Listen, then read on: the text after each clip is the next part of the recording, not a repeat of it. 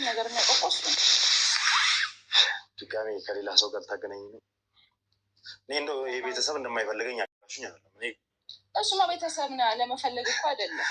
ቤተሰብማ እንዳልሆንኩ ስለምታውቂ ነው። ያኔም ንብረት ይጠይቃል፣ ውርስ ይጠይቃል ብለሽ እንደዛ ከልጅነት ጀምሮ እኔንም ቤተሰቦቼንም ለምን ብዬ እንትን ሲል እንትን ማለት ይችል ነበረ፣ ግን ምንም አላልኩም ሲነግረኝ ራሱ ያው በጣም አደራ ምንም ስላለ ማለት ነው አደራ ብሎ ስላለ እንጂ ብዙ ነገር እኮ እንትን ማለት ይቻላል። ግን ምንም ያደረኩ ችግር የለውም። እኔ ቤተሰባችኋለሁ፣ ግን ደግሞ ታናናሾቼ የእናንተ ስጋ የእናንተ ደም ናቸው። እኔን ተው፣ ምናልባት በእኔ ጉዳይ ላይ እኔን እርሱኝ። አዎ እንዳልተፈጠርኩ ማለት በእናንተ ቤተሰብ እንዳልተፈጠርኩ አድርጋችሁ አስቡ። አንተ ምሽት ትሆናል፣ ምሽት ረሳናል እየመጣህ አይደለም። ቢያንስ ለእነዚህ ልጆች አይደለም እኔ ስለነበራቸው አንደኛውን አጎቴ ደግሞ ሳልፈልግም ቢሆን ላናግረው ነው። ምንም ማድረግ አልችልም። እሱን አናግረዋለሁ። አጎቴ ያለው ክፍለ ሀገር ነው ማለት አሁን መናገር የተባልኩት ደግሞ ያለው ሌላ ሀገር ስለሆነ ሁሉም ተበታትነው ስለሆነ እየኖሩ ያለው ጉዞዬን ወደዛ አደርጋለሁ። እዛም ሲሄድ እንግዲህ አብራችሁ የምትሄዱ ፈልጋለሁ። ያለውን ነገር ጠቅላላ ለእናንተ የማሳውቃችሁናል። አብራችን ስለነበራችሁ ከልብ አድርጌ አመሰግናለሁ። አዲስ ናችሁ ካላችሁ ሰብስክራይብ ያደርጋችሁ ቤተሰብ መሆናችሁን አትርሱ። በጎና የመሆናችሁን አትርሱ። ሀሳብ አስተያየታችሁን ደግሞ ኮሜንት ላይ ጻፉልኝ። ቪዲዮን ላይክ እና ሼር እያደረጋችሁ ለብስ እንድታደርሱ። ሰላም ሰላም ሰላም ሰላም፣ ጤና ይስጥልኝ ውድና የተከበራችሁ ውድ የሆናችሁ የኔ ቤተሰቦች እንዴት ናችሁ? ሰላም ናችሁ? ሰላማችሁ በያላችሁበት ያምዳርቻ ሰላማችሁ ብዙ ትርፍ ትርፍ ይበልልኝ። ዛሬ የመጣሁበት ጉዳይ እጅግ በጣም ያበሳጨኝ እና የተናደድኩበት በቃ እኔ አላውቅም ምን ብዬ እንደምነግራችሁ ገና ሳስበው ራሱ ስሰማው ተናድጃለሁ። እንግዲህ የልዑል አክስት ከዚህ በፊት ቤቷ ድረስ ሄዶ ስለ አባቴ ቤተሰቦች ማወቅ እፈልጋለሁ ብሎ ጥያቄ መጠየቅ እፈልጋለሁ ብሎ እንግዲህ አክስቱ ናት አክስቴ ብሎ ነው ያስተዋውቀን። ታስታውሷታላችሁ እርግጠኛ ነኝ።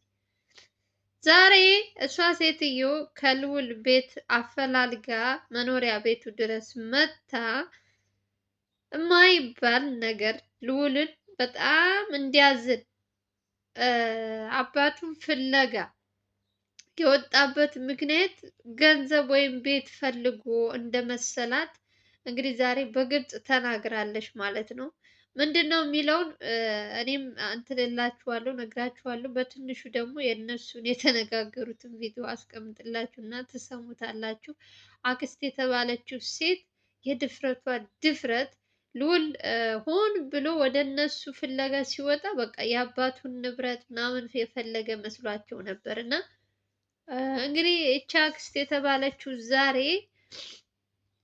አፈላልጋ መኖሪያ ቤቱ ድረስ መታ አባቱ እንትኖች አሉት የሚከራዩ ክፍሎች ቤቶች አሉ።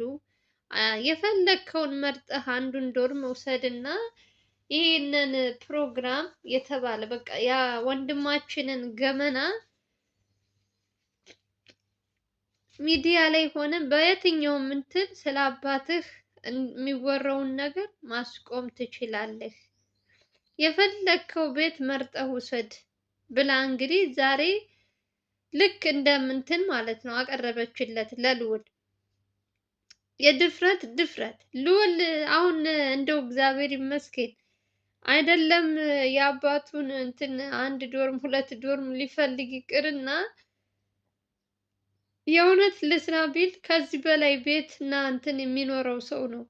በጣም ጽድት ብሎ መኖር የሚችልበት የራሱ ገበያ የራሱ እንትን ሲጀመር እነዚህ ሰዎች ልዑል ለምን እንደመጣ እንኳን የገባቸው አይመስለኝም። እናትህን ከአንተ ጋር ከአባትህ ከሚሰጥህ ቤት ከዛ ቤት እናትህ ማስቀመጥ አትችልም። አንተ ግን ሰሞኑን የምንሰማው አንዳንድ ነገርም አለ። አዲስ ህይወት ልትጀምር ነው። እንደፈለግ ሆነህ መኖር ትችላለህ። በምንድን ነው ያለችው ደግሞ የሚከራዩ ዶርሞች አሉ የአባቱ ቤት ማለት ነው። ወንድሞቹም እኩል የሚካፈሉት እና ከዛ ውስጥ አንዱን የፈለግከውን እንትን ወስደህ ከምትፈልጋት ሴት ጋር አብረህ መኖር ትችላለህ እያለች እንግዲህ አስቃኛለች። በጣም ድፍረቷ ራሱ ልዑል በዚህ በጥቃቅና በትንንሽ እንትን አፉን ለማዘጋት የሄደችበት ርቀት አደንቃታለሁ። ግን ደግሞ ልዑል ማወቅ ያለባቸው ነገር ገንዘብ ወይም እንትን ፈልጎ አይደለም። አባቱን ምን አይነት አባት እንዳለው ማወቅ የአባቱን ቤተሰቦች ወንድም እህት አሉኝ የተባሉትን ሙሉ እነሱ ከጀርባ ምንድን ነው ያላቸው? አንደኛ ነገር ይቺ ሴት ዛሬ የመጣችው የልዑል አክስት ይሄ ነገር ስለ አባትህ የሚወራውን ነገር አስቁም የምትልበት ነገር እንግዲህ ከዚህ ጀርባ እያንዳንዳቸው የሆነ የወንጀል እንትንማ የሚሰሩት ነገር አለ። የገቢ መንጫቸው ይሄ ሁሉ ንብረት ይሄን ሁሉ እንትን እያፈሩ ምን አይነት ስራ ምንድንስ ቢኖራቸው ነው ይሄ ነገር ሚዲያ ላይ እንዲወጣ የማትፈልግበት ምክንያት? ምን አይነት ሴራ ከውስጥ እየሰራች እንደሆነ እንደውም ለልዑል አሪፍ እንዲበረታ ነው ያደረገችው። ዛሬ ይሄንን ቤት ውሰድና ይሄን ነገር አቁም ብላ አባትህ እንደሰጠህ ልክ እንደ ማስታወሻ አድርገህ ያዝና የአባትህን ስም ሚዲያ ላይ ለዓለም እንትን ማለት የለብም። እኛ የተከበርን ሰዎች ነን። እኛ በጣም ባለሀብት ሰዎች ነን። ምንም እንትን የምንለው ነገር የለም። ሰዎች ደግሞ በዚህ ልክ ስለኛ ማውራትም የለባቸውም እያለች እንግዲህ አስቢ፣ የእሷ ገመና የእሷ እንትን እንዳይወጣባት። ለምን እሷ ወንጀል ትሰራለች እንጂ ወንጀል የሚሰራ ሰው ነው አሁን እንደዚህ ወጥቶ ሚዲያ ላይ ሲወራበት ምናምን የሚደነግጠው። ምክንያቱም እስካሁን ድረስ ልዑል በጓደኛ በምን የተባሉ ናቸው ወንጀለኞች እየተያዙ ያሉት። ሞር ደግሞ በሱ ቤተሰቦች በኩል ያሉት ደግሞ የገቢ ምንጫቸው ምንድን ነው? ንብረቱ ከየት መጣ? ይሄ ሁሉ ነገር የሚለውን ገና አላጣራም። ይሄ ነገር ያው እነዚህኞቹ እንደተያዙ ስለምታውቅ ይከታተላሉ የልዑልን። አሁንም እኛ ጋር መድረሱ አይቀርም አጣርቶ ብላ አፉን ለማዘጋት ያደረገችው ያቀረበችለት መደራደሪያ በጣም የሚያሳፍር፣ በጣም የሆነ ምን አይነት የወረደች እንደሆነች የሚያሳይ ነገር ነው።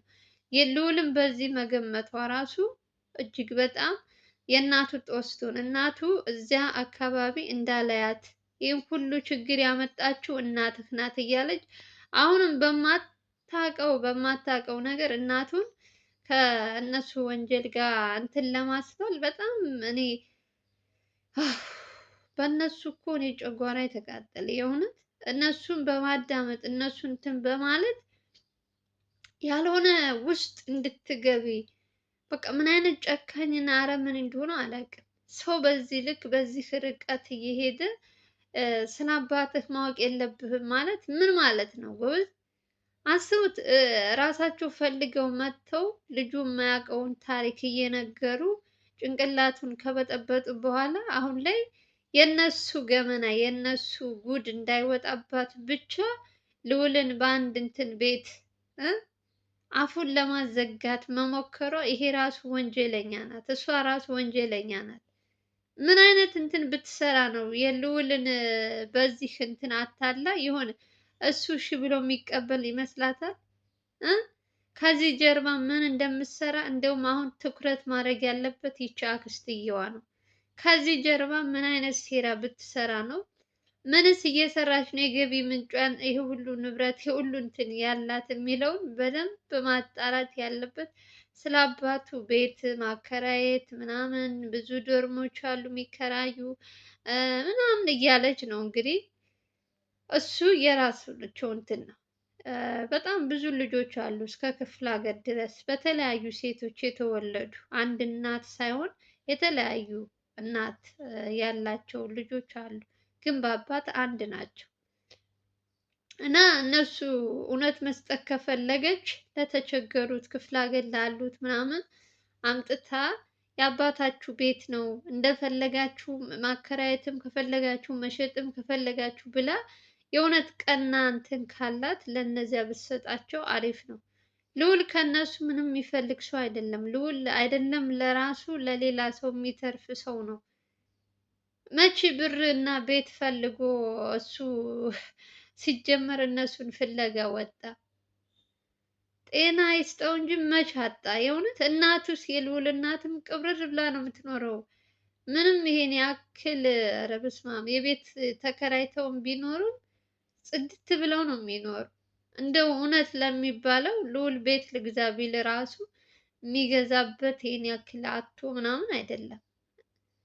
ይቺ ሴትዮ አሁን ላይ መታ እንደንትን የሆነ የተቸገሩ አስመስላል እንደ እርዳታ እንደ መርዳት ማለት እኮ ነው። ደግሞ ከነገራችን ላይ ልዑል ልጠይቅ ካለ የአባቴን ንብረት መካፈል እፈልጋለሁ ብሎ እንደው ራሱ ሀሳቡ እንትኑ ከመጣለት መብት አለው። አሁን ይቺ ሴት እንደዚህ መደራደሪያ የምታቀርብለት ሁሉ ነገር እንዲያቆም ይሄን ነገር ሰጥታ ልዑልን አፉን ለማዘጋት እየሞከረች ያለችው ሴት ልዑል ልጠይቅ ካለ በሕግም በምንም ቢሄድ የአባቱን ንብረት የመካፈል መብት አለው። አይገርምሽም? እንደውም እጥፍ እጥፍ ተደርጎ ነው የሰጠው። ለምን? ከህፃንነቱ ጀምሮ አባቱ ትቶት በእናቱ በስንት መከራ ያደገ ልጅ ነው። ብዙ ማስረጃዎች አሉ። እሱን ቢያቀርብ ሁሉን ነገር ታጣለች ይቺ ሴት። ወንድም ነን እህት ነን የሚሉትም አሁን ልዑልን የጠሉት ሁሉ ልዑል በእንትን ቢሄድባቸው የእውነቴን ነው የምላችሁ አይደለም ቤት ሌላም ነገር መካፈል ይችላል። እንደ መደራደሪያ የምታቀርብለት ከሆነ ሀሳቡ ከመጣለት ልዑል ምንም ነገር ማድረግ መብት አለው። ለምን? አባቱ ነዋ። አባት እስከሆነ ድረስ የፈለገውን ነገር ልጅ አይደለም ብሎ እስካልከዳው ድረስ የመካፈል መብት አለው።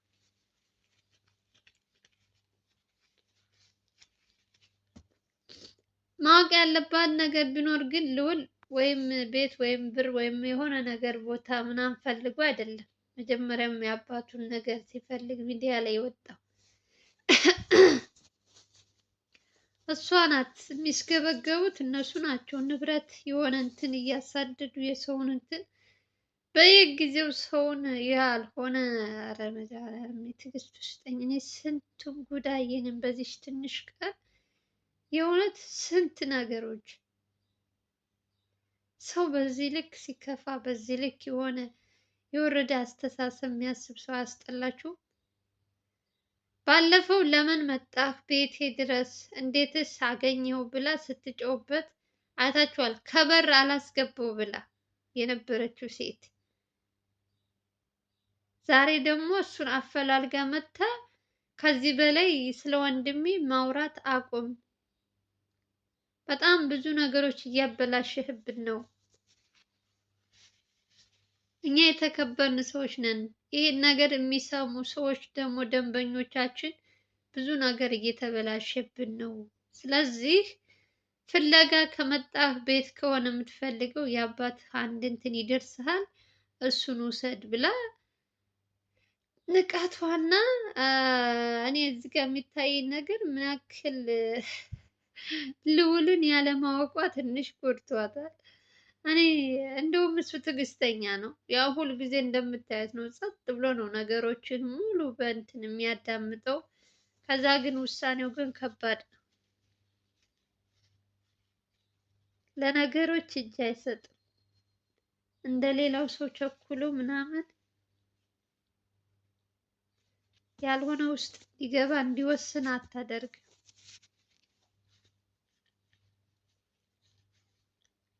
ኧረ ምን አይነት ሴት ነሽ? በስመ አብ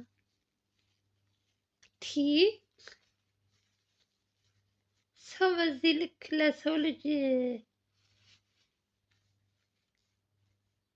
እኔ በጣም ከታዘብኩት ነገር ልንገራችሁ። እውነት ከስር ከውስጥ ምን አይነት ሴራ ምን አይነት ወንጀል ቢሰሩ ነው አሁን የፈሩት? ለምንድን ነው የፈሩት ልዑልን? እነዚህ ሰዎች ለምን እንዲሰራ ለምን እንትኑ እንዲቆም ፈለጉ?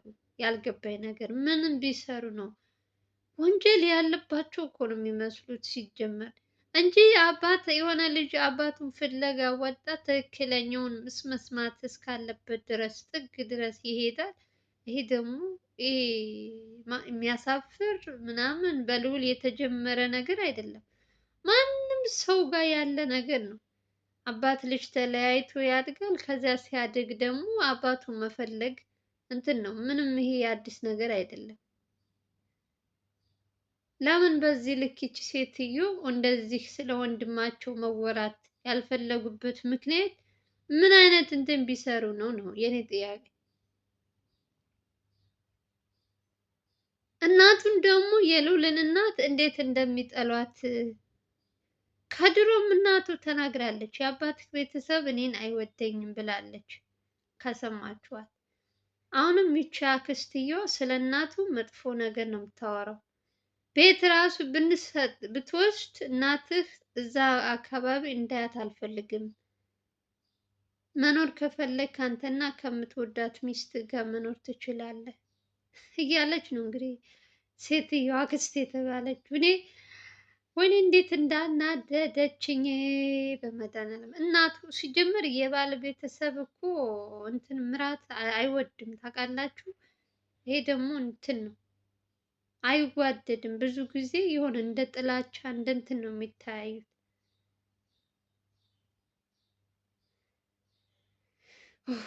እግዚአብሔር ልቦና ይስጠን። ብቻ ከባድ ነው፣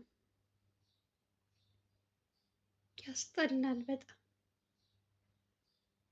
አንዳንድ ጊዜ ለሰው ብላችሁ የምታደርጉት ነገር ዋጋ ያስከፍላችኋል። በልዑል ቦታ ስትሆኑ ደግሞ አባቴ ባለበት እንትን እሱን ያልሆነው ነገር ውስጥ ለማስገባት የሚያደርጉት ነገሮች በጣም ከባድ ነው እና እግዚአብሔር ልቦና ይስጣችሁ። እኔ ሌላ ምንም አልልም። የአክስትየዋን ጉድ እንግዲህ በትንሹ አሳያችኋለሁ። ልዑልም የመለሰላት መልስ አለ፣ እሱንም አሳያችኋለሁ። ለማንኛውም ጋይዝ እናንተ በዚህ ጉዳይ ላይ ምን ትላላችሁ? ልዑል ብር እናንተን ፈልጎ የሄደ መስል ሰዎቹ ማደራደሪያ እያቀረቡለት ነው። እንግዲህ እናንተስ ምን ትላላችሁ ተመልካቾች? በጣም ከባድ ነው። በሱ ቦታ ብትሆኑ በጣም የወረደ ያላሰበው ነገር ነው። አንደኛ ቤቱን የሚያሳያቸው ሰው በደንብ የሆነ ጥናት መደረግ አለበት። እነዚህ ሰዎች ከልዑል መራቅ አለባቸው። አይደለም ቤቱን ምኑንም ማወቅ የለባቸውም። አያስፈልጉም። ሲጀመር ለምንም የሚሆኑ ሰዎች አይደሉም።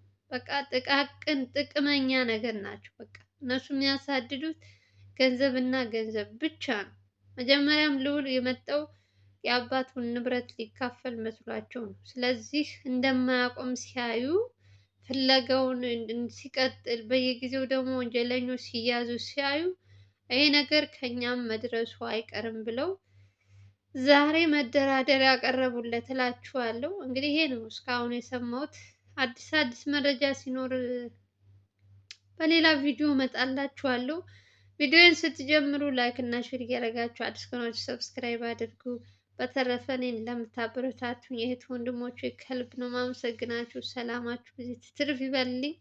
በሌላ ቪዲዮ እንገናኛለን። ሀገራችን ኢትዮጵያን ሰላም ያደርግልኝ ያልኩኝ ከልብ ነው ማመሰግናችሁ። ሁላችሁንም ለምታበረታቱኝ እህቶቼ አሁንም አብሮነታችሁ አይለኝ። ሰላማችሁ ብዙ ትርፍ ይበልልኝ። ባይ ባይ።